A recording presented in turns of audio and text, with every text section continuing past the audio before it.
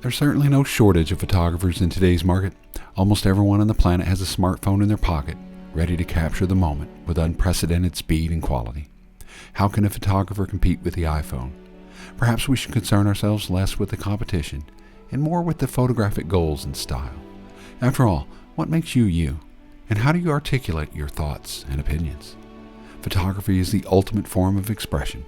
As the saying goes, a photograph speaks 1,000 words. Indeed, one well-crafted image can inspire a crowd or even speak to a nation. With the market flooded with images, where does one begin? Competition is good. It drives one to do better. And great photographers are magnificent storytellers. Indeed, photographers are not just passionate about their craft. They're entrepreneurs, they're students, scholars, and philosophers. We need not concern ourselves with competition, but focus on delivering our message and making our work represent who and what we are. Photographers tell their story through a photograph. Indeed, I often think about my style. What kind of photographer am I? What is my code? Regardless of one's genre of photography, one must have goals and standards. However, like many rules, these can occasionally change or even be broken. But a vision is built on a foundation of ideas. I often find myself gravitating towards gear that helps me convey my style and tell my story. I try to recreate the scene, to reflect what I saw accurately, and more importantly, what I felt at the moment.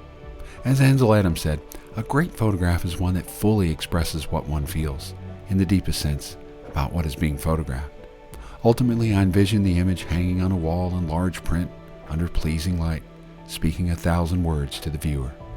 Indeed, if done well, a picture can transport one's mind to the scene and convey the experience of actually being present.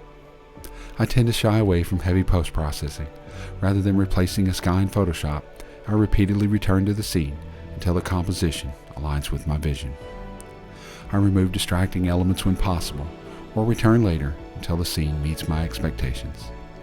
I use light as a tool and wait for the ideal conditions to shape the composition into a vision that tells my story and represents the kind of photographer I wish to be. With our style, we can be as demanding or carefree as we choose. As for myself, I would prefer one fabulous photograph a year rather than 100 good ones. But the choice is yours. Or is it? Ultimately, I think one's style is not a choice, but predetermined by one's background and life experiences. These are my standards. What are yours? If you enjoyed this video, hit that like button and consider subscribing to the channel.